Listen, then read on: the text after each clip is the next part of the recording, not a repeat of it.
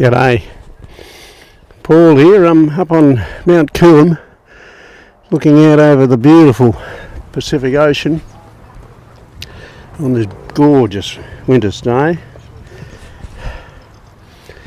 I brought my brother up here, but I've left him down the track because he was having trouble with his knees and he couldn't carry on. He said, "You go on ahead of me and I'll wait here." But I didn't bring a word with me, so I'm going to have to depend on a word that I've stored up in my heart.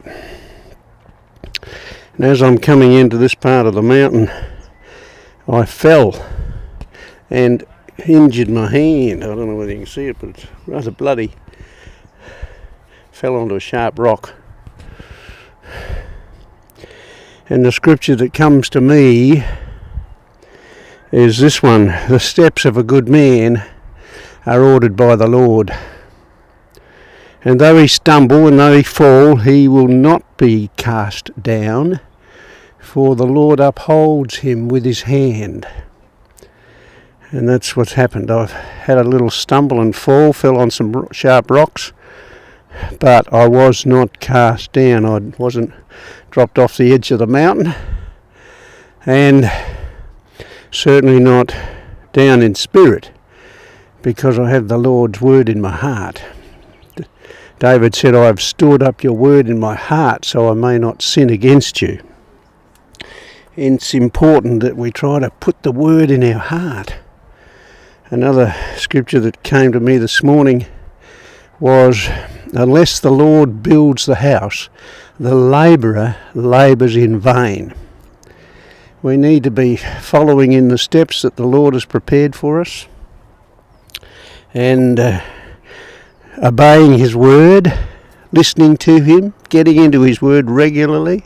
Listen to him and obey him. He said, "My people who obey my commands are my friends." He said, "I no longer call you my servants, but I call you my friends." So if you want to be a friend to Jesus, listen to his words and obey them. Take them on board. So that's a little reflection from the side of Mount Coolum this morning. And may you get into the word and let the word get into you, and you have a great day. Meanwhile, I better go home and put a bandage on my wound. But I'm also reminded of Christ when I see a wound like that on my hand. You see that? The sign language for Jesus, it goes something like this: point to that hand, point to that hand. His hands were marked on the cross at Calvary. So there you are, little reminder that Jesus suffered and died for you and for me.